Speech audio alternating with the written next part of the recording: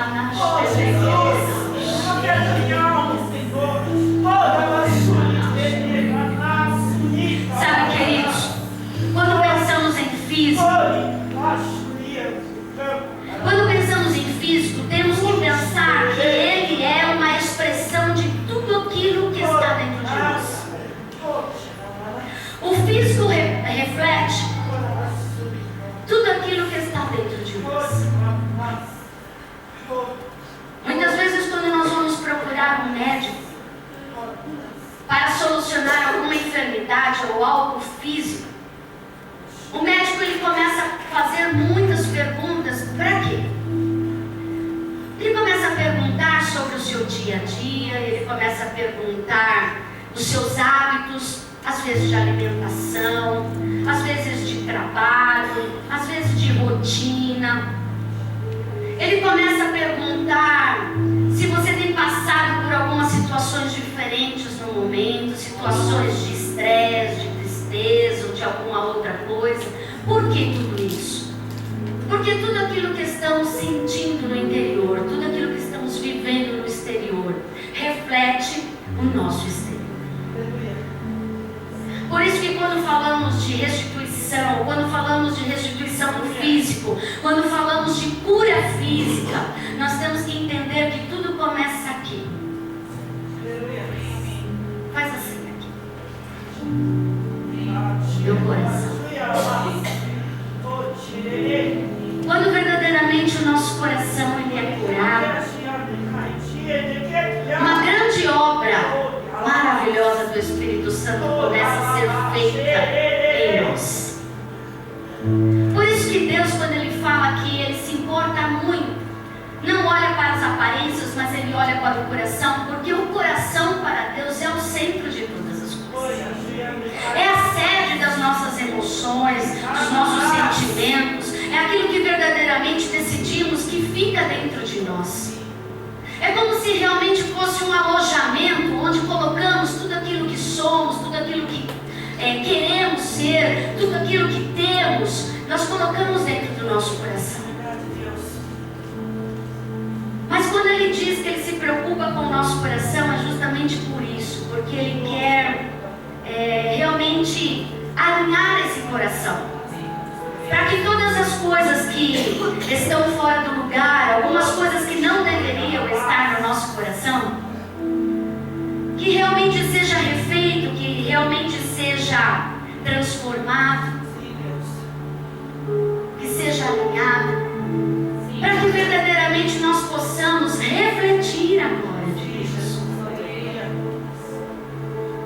Sabe, queridos, alguns cultos atrás, eu preguei sobre a questão de fé, e eu me lembro que eu disse assim, quando Estevão estava ali sendo apedrejado diante de Saulo de Tarso e os soldados, ele olhava para o céu e ele via a glória de Deus, ele via Jesus sentado à direita do Pai. E a Bíblia diz que ele estava sendo apedrejado, mas ele estava tendo visões divinas, visões do céu. E naquele momento ele se perdeu naquela visão e ele não sentia mais dor física. Queridos, se verdadeiramente os nossos corações estiverem no Senhor, nós não sentiremos as pedradas. Uma vez eu ouvi uma frase que dizia assim: nós temos que ter um coração mole e uma pele dura. Porque a maioria das pessoas diz assim: você tem que sentir as coisas, né? E muitas vezes quando a gente tem a pele muito sensível, quanta confusão acontece dentro do coração. Mas quando nós temos um coração mole, um coração de carne, esse verdadeiro coração que Ezequiel diz que Ele vai realmente nos dar e trazer um novo coração, nós começamos a aprender a ter a pele dura. A pele dura como Estevão, não importava as pedradas, não importava o tamanho das pedras. A glória era muito maior. Aquilo que ele sentia no coração, aquilo que ele enxergava no coração, aquilo que movia ele no interior, era muito mais forte do que qualquer pedrada no físico. Então nessa noite eu vou declarar que nós sairemos daqui invencíveis. Amém? Nós sairemos nessa noite desse lugar, desta igreja, debaixo da glória de Deus, e nós seremos invencíveis. Porque nós não seremos presas fáceis do diabo, mas nós seremos instrumentos de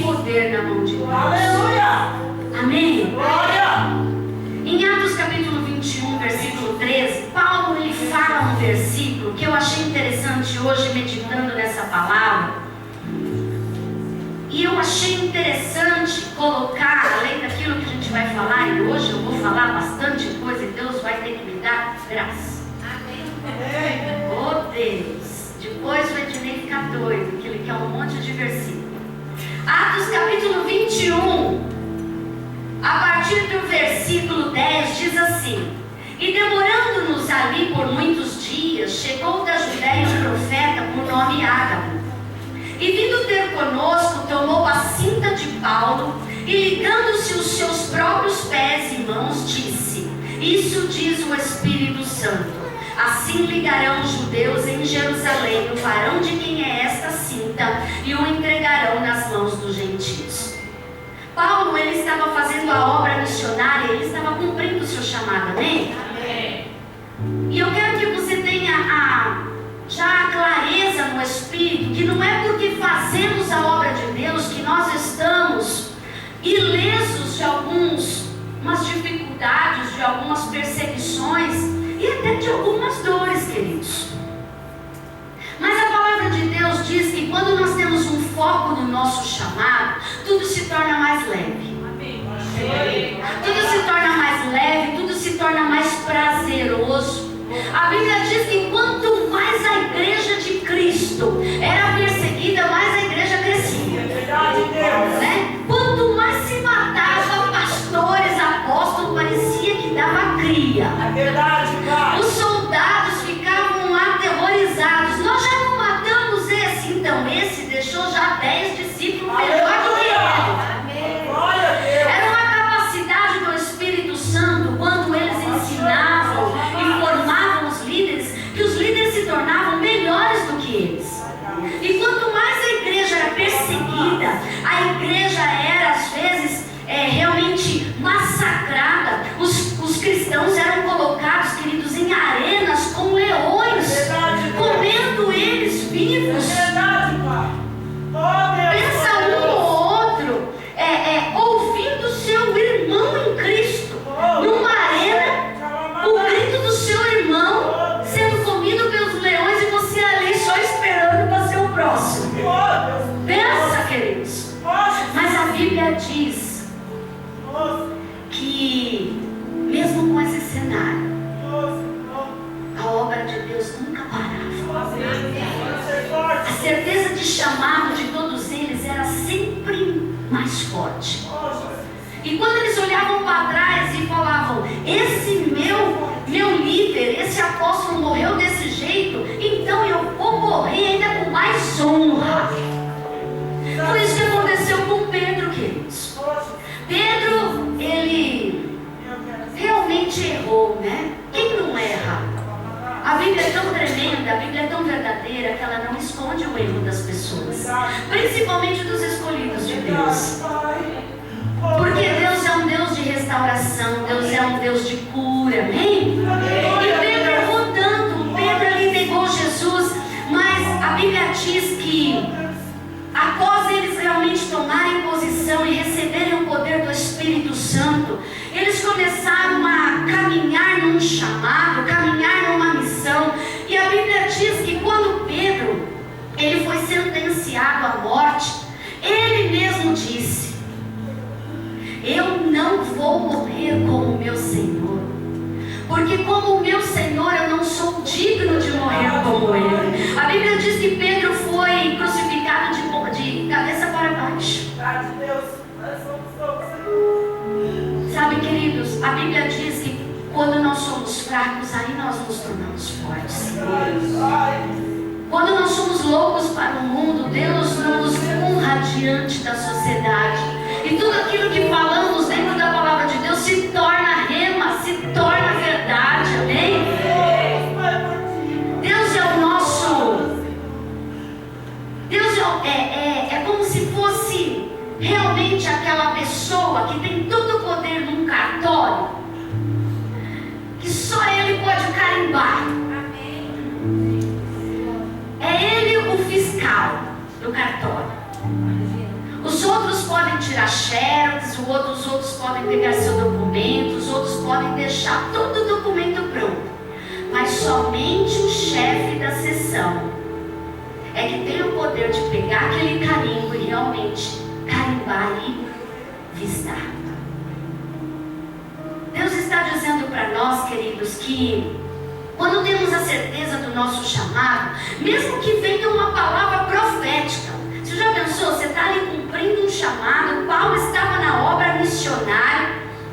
Paulo estava acostumado com guerra, com luta, com morte, com dor, porque ele era um soldado e ele se tornou o chefe dos chefes. Mas a Bíblia diz que veio um profeta profetizar e fez até um ato profético com ele, colocou a cinta, né, nas mãos e nos pés e profetizou que ele seria ali realmente preso, né, e receberia ali realmente açoites e seria ali quase morto em Jerusalém. E no versículo 12 diz assim: e ouvindo nós isso, rogamos-lhes, tanto nós como os que eram daquele lugar, que não subisse a Jerusalém. Mas Paulo respondeu: que fazeis vós, chorando e magoando-me o coração? Porque eu estou pronto, não só para ver ligado, mas ainda morrer em Jerusalém, pelo nome do Senhor Jesus. Sabe, queridos, quando nós temos a certeza de um chamado, nós verdadeiramente começamos a curar o nosso coração. E o nosso coração curado, queridos, é um coração que não teme nada. Não teme morte, não teme perseguição, não teme adversidade. Não que nós não venhamos muitas vezes a pedir ajuda, pedir uma oração, porque, queridos, o corpo de Cristo ele é feito para isso, amém? Para um orar pelo outro, para um sustentar o outro, para um levantar o outro. O corpo de Cristo, a igreja de Cristo, ela é isso, ela é um corpo para que nós pudéssemos estar sempre juntos, um cuidando do outro. Mas a Bíblia diz que as diversidades, os problemas nunca estariam nos impedindo de fazer um chamado, de realizar um chamado, de viver o sonho de Deus e de termos a certeza de um coração curado. Aleluia! Amém? Amém! Sabe, um coração enfermo, eu não sei se você conhece pessoas assim. Não é porque é muito complicado, porque às vezes as pessoas olham uma pessoa que está com o coração enfermo e ela já diz: ah, essa pessoa é assim, essa pessoa tem essa índole, essa pessoa tem essa personalidade. E às vezes, queridos, não tem nada a ver. A pessoa até ela é corajosa, é uma pessoa de fé, mas o coração está tão enfermo, o coração ainda está tão machucado, está tão dilacerado que ela não consegue ver as coisas como verdadeiramente são. Nessa noite a nossa cura ela vai ser de dentro para fora, amém? E quem tem um coração sadio, quem tem realmente um coração curado pelo Senhor, tem a força de cumprir um chamado além de todas as coisas. Aleluia! Um coração enfermo ou uma pessoa que tem um coração enfermo, ela dá ouvidos a muitas coisas. Ela dá ouvido a más notícias, ela dá ouvido a fofocas, ela dá ouvidos à confusão. E você pode perceber, pessoas que precisam de ajuda sempre estão envolvidas em problemas. Você já percebeu isso? Porque o coração está confuso, o coração está preso, o coração ainda precisa ser alinhado e curado. Então nessa noite Deus quer curar o nosso coração, amém? Amém. E a primeira coisa de nós estarmos vendo um coração curado é não permanecer no pecado. O pecado nos leva à morte, amém? Então quando estamos longe do pecado e quando verdadeiramente não estamos nas práticas do pecado, nós começamos já a dar, é como se fosse assim, já deu aquele choque e o coração começou a bombear de novo. Porque quando estamos longe do pecado, nós estamos perto de Cristo, amém? Quando não praticamos a iniquidade, nós estamos andando em santidade. E a Bíblia diz que aí nós começamos a viver a vida de Cristo. Aleluia. O nosso coração começa a bombear, começa a funcionar. Porque também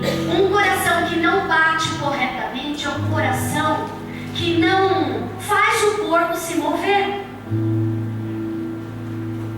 A pessoa que tem problemas de batimentos cardíacos ou o coração é fraco, né? Que, tipo, as pessoas dizem que meu coração é fraco. Ela tem falta de ar, ela não pode fazer determinados exercícios, ela não pode correr, ela não pode fazer determinadas coisas, ela fica limitada. Então, queridos, acorde. Nessa noite, nós vamos fortalecer o nosso coração justamente para não ficarmos limitados. Porque o nosso corpo reflete o que está lá dentro. A segunda coisa, o segundo sinal de um coração curado é quando você enfurece o inimigo. Quando você enfurece o inimigo e quando o diabo realmente está feroz com você, tenha certeza que o teu coração está batendo. Amém? Porque a primeira coisa que o diabo faz é tirar os batimentos cardíacos de uma pessoa. Ele tenta tirar o vinho. A Bíblia diz que o diabo veio para roubar, matar e destruir. Ele vai fazer isso se nós deixarmos. Mas na sequência a Bíblia diz que Jesus veio para nos dar vida e vida em abundância. Amém? Então ele não pode nos tocar, ele não pode destruir a essência do nosso ser, a sede de onde nós nos movemos, aquilo que bombeia para o corpo inteiro. Terceiro sinal de um coração curado nos faz livres para estarmos na presença de Deus. Sabe, queridos, quem não tem um coração curado não consegue se sentir livre. É como se fosse uma pessoa que ela tem dificuldade de respirar e aí ela tem que andar com aquela, sabe aquela, não é bomba, é um gás, né? Aquele gás de oxigênio, e aonde vai tem que carregar aquilo. Então ela se torna limitada. Ela não pode dançar, ela não pode correr, ela não pode se tornar livre espiritualmente. Por quê? Porque tem alguma coisa que ela necessita carregar. Sinais de um coração curado é justamente estar livres para estar na presença de Deus. Amém? 4. Nos dá autoridade para ministrar diante dos homens.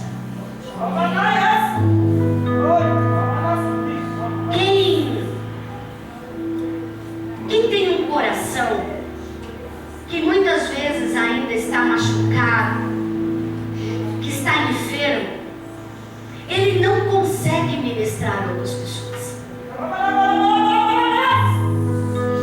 Tem limitações, não consegue fluir, não consegue dar conselhos, não consegue viver aquilo que fala, sente uma certa frustração dentro de si. Então a palavra de Deus diz aqui que quando temos um coração curado, a autoridade para ministrar é estabelecida dentro de nós. Amém? Eu estou te dando várias questões para que você realmente deseje ser curado hoje. Amém? Porque às vezes nós olhamos a casca, queridos, nós olhamos os sintomas, olhamos para o espelho que é falível, porque o espelho hoje só mostra o que você é hoje, ele não mostra o que você vai ser amanhã. Mas o teu interior já mostra o que você vai ser amanhã. Você está aí? E Deus nos enxerga por dentro. O espelho de Deus é algo interior. Então quando olhamos para um espelho físico hoje e o espelho espiritual de Deus, nós vamos ter que falar: Senhor, me ajude a enxergar-me por dentro. Me ajude a viver o que eu serei amanhã se eu continuar desse jeito. Me ajude a desejar o melhor. A quinta coisa é estar sempre na companhia do Pai, do Filho e do Espírito Santo. Então quem tem um coração curado diante de Deus, a única companhia que ele deseja é a Trindade.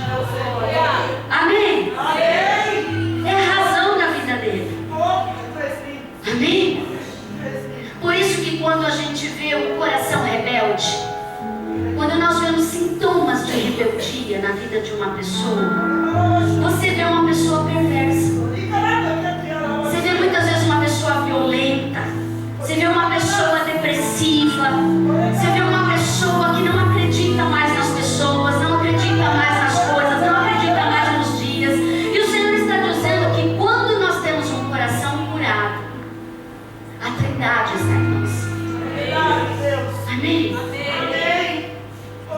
Hoje Deus está arrancando o coração velho. Queridos, antes de ministrar, eu faço essas orações na minha vida também.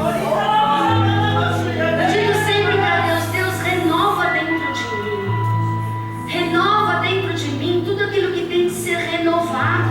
Amém? Tudo que tem que ser ajustado. E o Senhor hoje vai trocar, sim. Vai arrancar um coração velho, um coração abatido, um coração enfermo. E vai colocar dentro de nós um coração novo. Porque isso não sou eu que estou dizendo, é a palavra de Deus. Isso é uma palavra profética. E uma palavra profética para os últimos dias. Não era na época do profeta Ezequiel, queridos. O profeta Ezequiel já estava profetizando que Deus ia trocar o nosso coração, para que realmente a obra do Espírito Santo fosse muito maior do que aquilo que nós esperamos. A Bíblia diz em Ezequiel, capítulo 36, versículo 26: e vos darei um coração novo, porém dentro de vós um espírito novo. Por isso que nós profetizamos segunda-feira passada, que Deus iria colocar em nós um espírito novo. Amém? Sem o espírito recriado, restaurado por Deus, nós não podemos ter o nosso físico. É como se uma coisa não sustentasse outra. É verdade. Amém? Amém, Jesus. E diz aqui: tirarei o coração de pedra da vossa carne. Sabe, queridos, não é um coração de pedra porque somos ruins, mas é um coração de pedra porque muitas vezes fomos tão machucados, fomos tão atacados, fomos tão criticados, que se nós muitas vezes não colocássemos uma pedra no lugar do nosso coração, talvez não aguentaremos. Mas quando estamos no centro da vontade de Deus, e como Paulo diz, vocês estão orando dessa forma, vocês estão me magoando, porque o que eu mais quero fazer é o chamado de Deus. Eu quero cumprir o chamado de Deus na minha vida. Então não importa se eu for morrer em Jerusalém, ou o que for acontecer comigo lá. O que importa é que Deus está comigo. E a vida de Paulo atesta isso, queridos. Não é uma mentira, a vida de Paulo atesta isso. Tem um capítulo inteiro onde Paulo diz que ele passou por diversas coisas. Passou por fome, por nudez, por naufrágios, por perseguições, por acusações até dos próprios crentes e dos apóstolos, questionando o seu apostolado. Passou por solidão. Queridos, quantas vezes aquele homem ficou sozinho num cárcere, preso também dentro de uma casa, que a Bíblia diz que ele ficou 2 anos preso numa casa, e ele ministrava a todas as pessoas que batiam a porta e viam dentro dele para prender. Quantas vezes aquele homem sozinho, queridos, foi recebendo a voz, foi recebendo a direção do Espírito Santo e escrevia, debaixo às vezes de uma assolação, de um espinho da carne, às vezes de saudade de pessoas. Queridos, quando Deus diz para nós que o cumprimento da sua vontade em nossa vida é o excelente, tenha certeza disso. Porque a única coisa que não pode sair do seu coração e dentro de você é a vontade de cumprir a sua missão em Deus. Porque todas as outras coisas, a Bíblia diz, buscai primeiro o reino de Deus e a sua justiça, e todas as outras coisas vos serão acrescentadas. Amém. E diz aqui que no lugar de pedra da vossa carne vos darei um coração de carne. Aleluia. Oh, glória. Um coração normal, queridos. Um coração que todo mundo tem que ter. Amém? Amém. A Bíblia diz que houve um momento de sacrifício lá em Gênesis capítulo 4, de 1 a 25. Não precisa abrir, mas eu quero que você marque. Essa história, ela conta em Gênesis 4, de 1 a 25, a história de dois sacrifícios. Um sacrifício de Abel e um sacrifício de Caim. E a Bíblia diz em Hebreus capítulo 11, versículo 4: pela fé Abel ofereceu a Deus maior sacrifício. Fala assim comigo: maior. Maior sacrifício do que Caim, pelo qual alcançou o testemunho de que era justo, dando Deus testemunho dos seus dons, que por ela, depois de morto, ainda fala. Sabe, queridos, essa passagem ela mostra dois irmãos, e eles, por ordem de Deus, eles tinham que oferecer sacrifícios do Senhor. A Bíblia diz que Abel, ele ofereceu sacrifícios diante do Senhor, e às vezes as pessoas falam: Deus aceitou o sacrifício de Abel porque ele ofereceu tal coisa, e não aceitou o sacrifício de Caim porque ele ofereceu outra coisa. Queridos, a essência do nosso sacrifício sai daqui. Sai das motivações que estão dentro do nosso coração. E foi isso que Deus enxergou. Porque a Bíblia diz lá em 1 João 3, versículo 12: não como Caim, que era do maligno e matou a seu irmão. E por que causa o matou? Porque as suas obras eram más e as de seu irmão justas. Sabe, queridos, nós muitas vezes batemos a mão no peito e dizemos que nós somos pessoas boas. Mas verdadeiramente nós descobrimos que somos pessoas boas quando realmente os nossos sacrifícios estão chegando como cheiro suave diante de Deus. Porque ser bom não é simplesmente você pegar o dinheiro do seu bolso, comprar alguma coisa e entregar para quem não tem pão, para quem não tem comida, para quem não tem alguma coisa.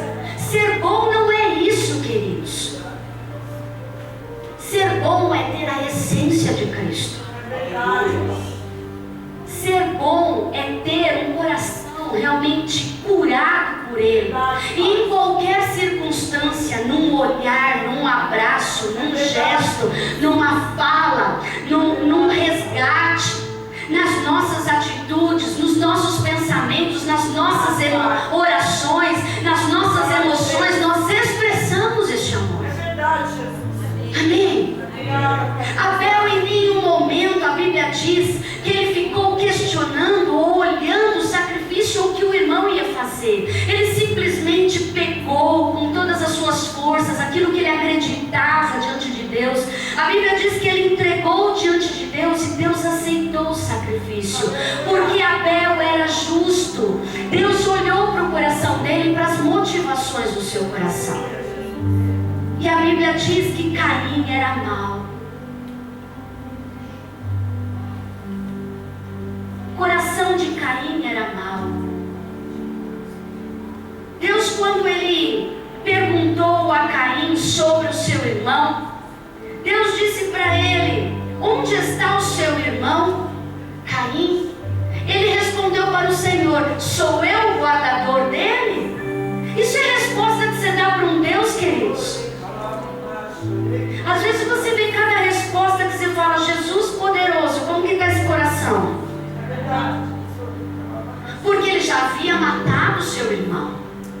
Ele já sabia que tinha feito mal ao seu irmão. E Deus deu mais uma chance a Caim, para cair em si, para se arrepender do seu pecado, para dizer: Deus, eu matei meu irmão, eu sujei as minhas mãos, eu tive ciúme, eu tive inveja do meu irmão e eu o matei. matei. Mas a Bíblia diz que ele respondeu: sou eu o guardador do meu irmão? Um coração enfermo, queridos, não se preocupa com as pessoas. É verdade. Eu vou repetir. Para amar as pessoas, não sai daqui. Para amar as pessoas, sai daqui. É da sua essência. É daquilo que você permitiu entrar dentro de você e fazer sede dentro de você. Não podemos dizer, e hoje está uma moda, né, de dizer eu te amo. As pessoas estão dizendo eu te amo aqui e esqueceram que é aqui o coração que rege todas as coisas. A Bíblia diz que ele não se preocupava, era mal, porque ele não se preocupava com ninguém. E uma pessoa que é enferma de coração não se preocupa com ninguém. Você já percebeu que uma pessoa enferma no seu coração, ela só quer coisas para ela? Ela sempre está cobrando. Ela cobra atenção, ela cobra tudo. Ela cobra presente, ela cobra atenção, ela cobra dedicação, ela cobra amor, ela cobra. Mas quando você olha para ela, ela não faz.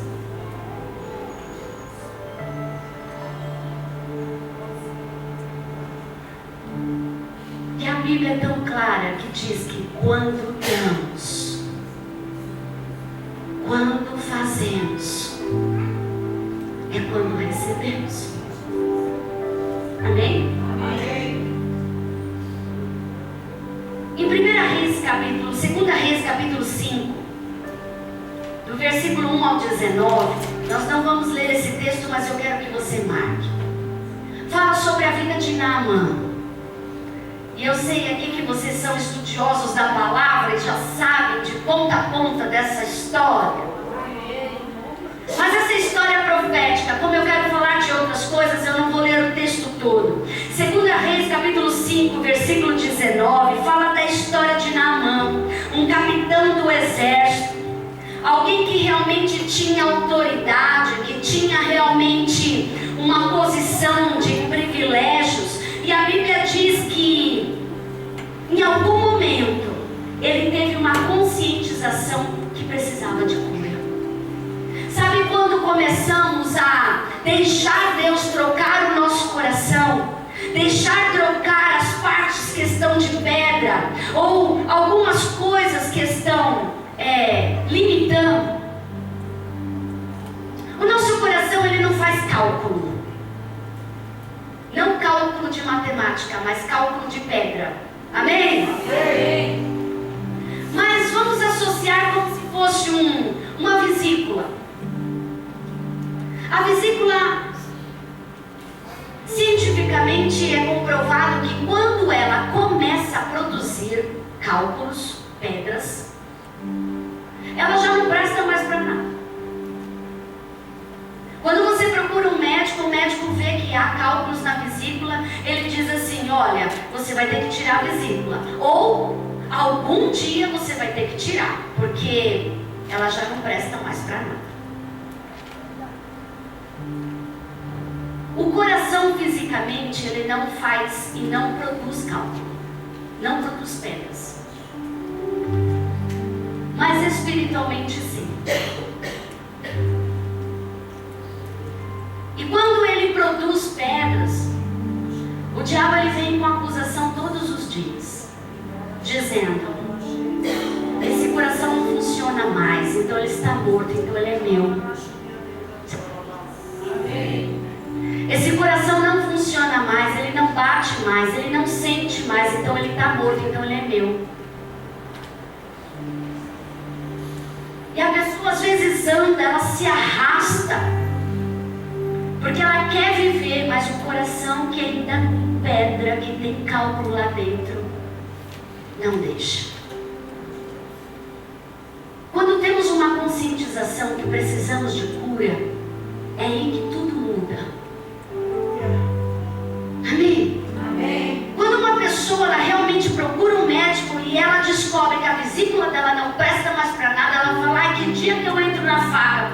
quero tirar tudo aquilo que me atrapalha dentro de mim. Verdade, Deus. É a mesma coisa espiritualmente quando falamos dos nossos corações, daquilo que está dentro de nós. Verdade. Uma conscientização de cura. Naamã, por mais que ele tinha dinheiro, posição, por mais que ele tinha que ter uma postura, ele teve que sim olhar para um espelho espiritual e dizer: eu preciso de cura, porque senão eu vou morrer. As pessoas só caem em si quando verdadeiramente vem um atestado, né? Um atestado realmente ali, dizendo que a pessoa tem dias, tem meses de vida. Aí a pessoa cai em si, mas às vezes é tarde demais. Mas quantas vezes Deus está trazendo um atestado espiritual, dizendo: toma cuidado. Verdade. Toma cuidado que você está morrendo. Toma cuidado que as coisas não estão andando como deveriam estar. E não damos essa abertura para que o Espírito Santo faça. A Bíblia diz que nessa passagem que Naamã, ele estava tão ansioso e tão desejoso de uma cura, que as notícias começaram a ser faladas e contadas até dentro de uma cozinha. E ali numa conversa, uma serva que estava ali trabalhando na casa de Naamã, ouviu que Naamã estava com lepra, e naquele momento ela disse: se Naamã tivesse diante do profeta, ele seria curado. A Bíblia diz que ele ouviu aquela moça, ele pegou todas as coisas e ele foi em direção ao profeta, e o profeta deu uma direção a ele. É aí que eu quero chegar. Quantas vezes Deus nos dá direções, queridos? Quantas vezes Deus nos fala como se fosse uma conscientização médica mesmo, uma direção médica. Quantas vezes nós deixamos de cumprir aquilo que Deus está mandando fazer? Ele chegou até o profeta e o profeta deu a ele alguns passos para a cura. Não basta você querer ser curado, você tem que ter atitude para ser curado. Amém? Amém? E desejar, queridos, desejar verdadeiramente essa cura. Diz que quando ele ouviu do profeta que ele tinha que se banhar, ele tinha que ir até o Rio Jordão e tinha que se banhar 7 vezes no Rio Jordão, diante de todo mundo, diante das pessoas. Ele disse: eu não vou fazer isso. É a mesma reação nossa, queridos. Você já pegou uma receita de uma nutricionista? Eu acho que todos nós já fomos numa nutricionista. Mais de 100, eu acho que um só cumpriu à risca aquilo que ela mandou fazer. Porque você olha aqueles dias, aqueles pontos, e fala: Jesus poderoso, eu não vou conseguir nunca seguir isso. Isso é impossível. Eu vou ficar maluco, eu vou ficar maluca se eu não comer. Como que eu vou viver só com isso? A gente faz um drama. Naamã fez um drama, porque ele disse: Rio Jordão? Não. 7 vezes ainda? Não. E aí os outros que estavam perto disse para ele: mas se fosse para você ser curado, você não faria? Aí ele ponderou, ele pensou, ele disse: para ser curado, vale a pena. Essa noite eu quero dizer para você, não importa o que Deus vai pedir para você. Talvez seja algo aos seus olhos vergonhoso hoje.